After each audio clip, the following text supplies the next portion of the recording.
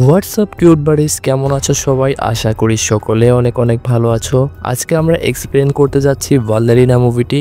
এই মুভিটা প্রথম পার্ট আমরা অলরেডি এক্সপ্লেন করে আমাদের চ্যানেলে আপলোড করেছি। তোমরা সেই ভিডিওটা অবশ্যই আগে দেখে নাও, কারণ ওইটার সাথে এই ভিডিওটা কানেক্টেড রয়েছে। সেটা যদি তোমরা না দেখো এই ভিডিও তোমরা কিছুই বুঝবে না। তাই আমাদের চ্যানেলে গিয়ে আগে ওই ভিডিওটা দেখো, অথবা এই ভিডিও ডিসক্রিপশন বক্সেও আমরা ওইটার লিঙ্ক দিয়ে রাখবো। যাই হোক, এই ভিডিওতে আমরা ওই মুভিটির সেকেন্ড পার্ট এক্সপ্লেন করতে যাচ্ছি। তার আগে তোমাদের একটা কথা জানিয়ে রাখি, তোমরা যারা আমার ভিডিও দেখো তাদের 100%-এর মধ্যে মাত্র 2% আমার চ্যানেল সাবস্ক্রাইব করে রেখেছো, আর বাকি 98% রেগুলার ভিডিও দেখো, জাস্ট সাবস্ক্রাইব করো না। তো তোমাদের সবার কাছে একটা রিকোয়েস্ট থাকবে, এই চ্যানেলটা যেহেতু অনেক দিন ধরে পড়েছিল, কোনোরকম ভিডিও আপলোড করতে পারেনি, এখন যেহেতু নতুন করে শুরু করেছি তাই এখন চ্যানেল অনেক ডাউন হয়ে রয়েছে। তোমরা সবাই যদি বেশি বেশি সাবস্ক্রাইব করো তাহলে কিন্তু চ্যানেলটা আগের মতো অবস্থায় ফিরে যেতে পারবে। তাই তোমাদের সবার কাছে আরও একবার রিকোয়েস্ট, চ্যানেলটা অবশ্যই সাবস্ক্রাইব করে ফেলবে। মুভিটি প্রথম পার্টে একদম শেষের দিকে আমরা দেখেছিলাম যে ক্যাটকে অগ্জু বলছে যে যারা তার এই অবস্থা করেছে এবং বাকি মেয়েদের সাথে এত খারাপ ব্যবহার করেছে, বাকি মেয়েগুলোকে আত্মহত্যা করতে বাধ্য করা হয়েছে, তাদেরকে সে কখনোই ছাড়বে না। আর ক্যাটও এই কথা শুনে আশ্বস্ত হয়, কারণ ক্যাটও কিন্তু তাদের কাছ থেকে প্রতিশোধ অনেকদিন ধরে নিতে যাচ্ছিল, কিন্তু সে সাহসে কুলাতে পারছিল না। তো এর পরবর্তীতে কী হয়েছিল সেটা আমরা এখন জানতে পারি। এরপর অগ্জু তার ট্রেনার শামার সাথে দেখা করতে যায়, আর শামা কিন্তু তাকে অনেক দিন ধরে ট্রেন করে আসছিল। ট্রেনার তখন তাকে বলে, তুমি আমার সাথে দেখা করতে এসে ভালো করেছো, আমি জানি তুমি আমার সেরা স্টুডেন্ট আর আমি তোমার উপর অনেক ভরসা করি। তুমি মন দিয়ে তোমার কাজে ফোকাস করো আর মন দিয়ে সকল কাজগুলো তুমি হ্যান্ডেল করতে থাকো, তাহলে তুমি দেখবে যে ভালো ফাইটার হতে পারবে। এমন সময় অগ্জু তার নিউ মিশনের ব্যাপারে খুলে বলে যে তার সাথে এতক্ষণ কি হয়েছে এবং এতদিন সে কিভাবে ছিল, আর তার ফ্রেন্ডের ব্যাপারেও খুলে বলে কিভাবে তার ফ্রেন্ড ব্ল্যাকমেলের শিকার হয়ে সে সারভাইভ করতে পারেনি, তাকে আত্মহত্যা করতে হয়েছিল। সে আরও বলে যে তার ফ্রেন্ডকে রেপ করা হয়েছে আর এজন্যই মূলত সব কিছু শুরু হয়েছে। আর এখন যেভাবে হোক ওই গুন্ডাগুলোকে অগ্জু মারতে চায়, আর এভাবে সে তার প্রতিশোধ নেবে, আর এজন্য তার কিছু ওয়েপন বা বন্দুক দরকার। সব কিছু শুনে শামা তাকে আশ্বস্ত করে এবং তাকে ওয়েপন দিতে রাজি হয়ে যায়। কিছুক্ষণ পর একটা ভ্যান ওই জায়গায় আসে, সে সেখান থেকে একটা বড় বুড়ি নেমে আসে। ভ্যানটা দেখতে সাধারণ হলেও ভ্যানের পেছনে মূলত বন্দুক আর বন্দুক। তারা অগ্জুকে কিছু পিস্তল দেখায়, কিন্তু অগ্জুর কোনোটাই পছন্দ হয় না, কিন্তু উপায় না থাকায় সে একটা বেছে নেয়। বুড়ো মহিলাটা অগ্জুকে বলে, তোমার এই পিস্তল কেন লাগবে? তখন অগ্জু বলে, আমি শিকার করতে বের হব। তখন মহিলাটা বলে, দাঁড়াও, তাহলে তোমাকে একটা ভালো অস্ত্র দেখাচ্ছি। এ বলে সে একটা ফ্লেম ক্লিয়ার বের করে, সেটা দিয়ে অনেক দূর পর্যন্ত আগুন মারা যায়। এটা ইউজ করলে শুধু তার শিকার মরবেই না, একবার কয়লা হয়ে যাবে। ফ্রেম থ্রোয়ারটা বেশ পছন্দ হয় অগ্জুর, তাই সে পিস্তলের সাথে একটা ফ্রেম থ্রোয়ারও নিয়ে নেয়। এরপর সে ক্যাটকে নিয়ে আবার নিজের বাসায় চলে আসে। বাসায় বসে অগ্জু পিস্তলটা লোড করতে থাকে, যেন দরকার পড়লে সেটা ব্যবহার করা যায়। ক্যাট তাকে বলে, তুমি আমাকেও গুলি করা শিখাও, যেন দরকার পড়লে আমি ওইটা ইউজ করতে পারি আর তোমার জন্য কাজ করতে পারি। কিন্তু অগ্জু তার এই কথার কোনো রিপ্লাই দেয় না, যার মাধ্যমে আমরা বুঝতে পারি অগ্জু হয়তো ক্যাটকে পুরোপুরি ভরসা করতে পারছে না। যাই হোক, ক্যাট অগ্জুকে বলে, আমাদের কাছে এখন যথেষ্ট অস্ত্র রয়েছে, এটাই বেস্ট সময় তাদের অ্যাটাক করার জন্য। অগ্জু বলে, আগেরবারও আমি বেস্ট সময়ই অ্যাটাক করেছিলাম, কিন্তু শয়তানটাকে মারতে পারিনি। এবার তো তারা আরও বেশি সতর্ক হয়ে থাকবে, তাই আমাদেরও আরও কিছু সময় ওয়েট করতে হবে। এবার অগ্জু একটা স্টোরে কিছু কেনাকাটা করতে যায়, তখন একটা খাবারের প্যাকেটে তার চোখ আটকে যায়। এই খাবারটা মিনের খুবই পছন্দের ছিল, তাই সে অনেক ইমোশনাল হয়ে পড়ে, আর পুরনো কথাগুলো তার আবারও মনে পড়তে থাকে। যাই হোক, কেনাকাটা শেষে অগ্জু বাসায় ফিরে আসে। বাসায় ঢুকে সে বলে, ক্যাট দেখো, আমি তোমার জন্য মিল্ক চকলেট এনেছি। কিন্তু সে দেখে যে ক্যাট তো তার ঘরে নেই। বাসায় তো চই গুন্ডানি তার অপেক্ষা করছিল।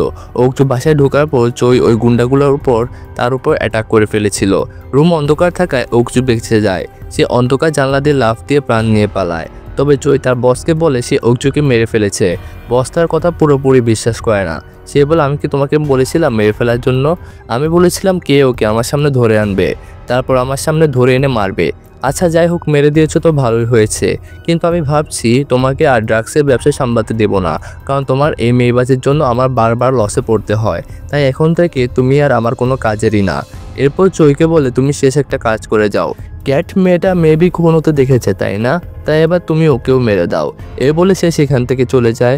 এরপর চই গুন্ডা লাগিয়ে ক্যাটকে অনেক টর্চার করে, প্রাণী প্রেশার স্প্রে করে তাকে অনেক কষ্ট দেওয়া হয়। তারপর ক্যাট এটা বলে না যে অগ্জু এখন কোথায় রয়েছে। চই বলে তুমি আমার পছন্দের মেয়েগুলোর মধ্যে একটা ছিলে, আমি কখনোই তোমাকে মারতে চাই না, আমি তোমাকে একটু পরেই ছেড়ে দিতাম, কিন্তু এখন যখন তুমি বললে না যে অগ্জু কোথায়, তাহলে আমার কাছেও কোনো উপায় নেই। আচ্ছা যাই হোক, আমি তোমাকে আরেকটা সুযোগ দিচ্ছি, তুমি শুধু আমাকে একটা বার বলে দাও যে অগ্জু কোথায় রয়েছে আর তোমার সাথে তার কোনো কন্ট্যাক্ট হয়েছে কিনা, এরপর আমি তোমাকে ভালোই ভালোই চলে যেতে দেব। কিন্তু এত টর্চারের পরও ক্যাট মুখ খুলে না, তাই চই তার লোকদেরকে বলে আরও বেশি টর্চার করার জন্য। এরপর আমরা হোটেলের সিন দেখতে পাই, সেখানে হোটেলের এক স্টাফ ভেতরের রুমে বসে রেস্ট নিচ্ছিল। এমন সময় হোটেল রিসেপশনে বেল বাজলে সে চেক করার জন্য যায়, কিন্তু অনেকক্ষণ হলেও সে ফিরে আসে না। তখন রুমে থাকা আরেকজন লোক সিসিটিভি ক্যামেরা চেক করে দেখে, সে দেখে টেবিলের পিছে ওই লোকটার লাশ পড়ে রয়েছে, তাই সে চেক করতে সেখানে যায়। এটা ওই লোকটাই যার পা কিছুদিন আগে কাটা পড়েছিল। সে বাইরে আসার সাথে সাথে অগ্জু তার মাথায় গান পয়েন্ট করে, লোকটা তাকে দেখে অনেক ভয় পেয়ে যায়। অগ্জু বলে বলো কোথায় গেলে চইকে পাওয়া যাবে। লোকটা বয়ে বয়ে সবকিছু বলে দেয়। তখন অগ্জু তাকে হেডশট দিয়ে মেরে ফেলে। এমন সময় আবার একটা ফ্ল্যাশব্যাক মেমোরি আমাদেরকে দেখানো হয়। একবার মিন অগ্জুকে একজোড়া জুতা গিফট করেছিল আর বলেছিল আমি কিছুদিন পর নাচের জন্য রাশিয়া যাব, সেই সময় স্মৃতি হিসাবে আমি তোমাকে এই জুতাগুলো দিয়ে গেলাম। আজকে এসব মনে পড়ে অগ্জুর অনেক কষ্ট হচ্ছে। এরপর সে ওই জুতাটা পায়ে পড়ে ওই চইকে মারতে যায়। ওই লোকটা অগ্জুকে একটা বিল্ডিংয়ের ঠিকানা দিয়েছিল। অগ্জু খুঁজে খুঁজে সেখানে চলে আসে। সেখানে লিফটে তার সাথে আরও 3টা গুন্ডা পড়ে আর অগ্জু 3জনকে লিফটের ভিতরে শেষ করে ফেলে। একটা রুমে বড় আকারে ড্রাগসের কাঁচামালের চাষ হচ্ছিল। সেখানে গিয়ে অগ্জু বসকে দেখতে পায়। সে বসকে বলে আমি একটা মেয়েকে খুঁজছি, দ্রুত বলে সে কোথায় রয়েছে, নয়তো এখানে একজনও জীবিত ফিরে যাবে না। মুখে রক্ত, হাতে পিস্তল আর চোখে রাগ দেখে বস চিনে ফেলে যে এটাই সে মেয়ে যে চইয়ের মুখে ছুরি মেরেছিল। বস বলে আরে ওখানে কেন, এসো এসো, তোমার সাথে আমার অনেক জরুরি কথা রয়েছে। কিন্তু অগ্জুর এখন জরুরি কথা শোনার কোনো সময় নেই, তাই সে বসের মাথায় হেডশট বসিয়ে দেয়। এটা থেকে বাকি গুন্ডাগুলোর আত্মা তো একদম উড়াল দেওয়ার মতো অবস্থা। ঠিক এমন সময় তার পিস্তল কাজ করা বন্ধ করে দেয় আর সবগুলা গুন্ডা একদম তার উপর ঝাঁপিয়ে পড়ে। কিন্তু অগ্জুর ফাইটিং স্কিল বা কম কিসের, সে হাত দিয়ে মেরেই অর্ধেক গুন্ডাকে একদম মাটিতে শুইয়ে দেয়। এই মারামারি দেখলে আপনার জন উইক বা দ্য রেডের মতো মুভিগুলো ফাইটিং সিনের কথা একদম মনে পড়ে যাবে। পার্থক্য হলো সেগুলোতে ফাইটার হলো একজন পুরুষ মানুষ আর এটাতে একজন মেয়ে। অগ্জু কয়েকটা গুন্ডাকে অনেক বাজেভাবে মারে, ফ্লোরে মাথা চেপে ধরে গুলি করে মেরে ফেলে সবাইকে। আর এরপর সবাইকে মারা শেষে সে চইকে মারার জন্য যায়। একটা অন্ধকার ফ্লোরে আসার পর সে দেখে একটা লোক কাঠ চালিয়ে তার দিকে আসছে। কাঠের পেছনে পড়েছিল ক্যাট, তার শরীরের অবস্থা অনেক খারাপ। গুন্ডাগুলো তাকে এতটা অত্যাচার করেছে যে সে এখন উঠে দাঁড়াতে পারছে না। অগ্জু ওই লোকটাকে মারতে যাবে, ঠিক এমন সময় চই অগ্জুর দিকে গুলি করে। গুলিটা তার গায়ে না লাগলেও শটগানের জোর আওয়াজে সে অজ্ঞান হয়ে যায়। তখন ওই লোকটা বলে যাক বস, তুমি ঠিক টাইমে চলে এসেছো, নয়তো আমি এখনই মারা পড়তাম। তুমি এখন আমাকে এই মেয়েটাকে মারতে বলবে তাই না, দাঁড়াও দেখো আমি ওর কি অবস্থা করি। এটা বলে লোকটা অর্জুকে মারার জন্য সেখানে যায়, কিন্তু চই তার মাথায় গুলি করে তাকেই মেরে ফেলে। আসলে এটা চই নিজের শিকার, সে অন্য কাউকে ওর গায়ে হাত লাগাতে দেবে না। নিজেকে সামলে অর্জু কাটের পিছনে কভার নেয়। চই বলে আর কেউ বেঁচে নেই, শুধু তুমি আর আমি। এটা বলে তার দিকে আসতে নেবে এমন সময় ক্যাট চইয়ের দিকে গুলি চালিয়ে দেয়।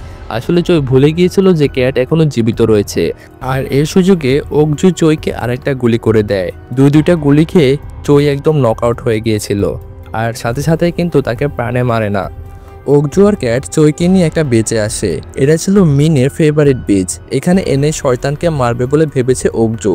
চই তাকে বলে তুমি কে, আমি তোমাকে আগে দেখেছি বলে তো মনে হচ্ছে না, তোমার কোনো ভিডিও তো আমার কাছে নেই। তখন অগ্জু বলে আমি ব্যালেরিনা। এবার চই বলে ওহ, তুমি ওই ব্যালেরিনার জন্য এত সব কিছু করেছো? অগ্জু বলে হ্যাঁ। এরপর বলে তুমি অনেক মেয়ের জীবন নষ্ট করেছো, আমি এমন আর হতে দেব না। এরপর সে একটা আলটিমেট ওয়েপন ইউজ করে, ফায়ার থ্রোয়ার দিয়ে চইকে একবারে অঙ্গার বানিয়ে ফেলে। তোমাদের অনেকের হয়তো মনে ছিল এটা দিয়ে সে হয়তো অনেক গুন্ডাকে মারবে, এজন্য এটা নিয়েছিল, কিন্তু না, সে একসাথে অনেক গুন্ডাকে মারতে হবে এই জন্য এটা নেয়নি। অনেক গুন্ডাকে মারতে হলে তো তার হাতই যথেষ্ট ছিল, সেটা কিনা সে প্রমাণ করেছে। এখন সে আগুনের যন্ত্রটা কিনেছিল ওই চইকে মারার জন্য, আর চইকে এভাবে মারতে হবে বলেই সে কিন্তু এটা নিয়েছিল।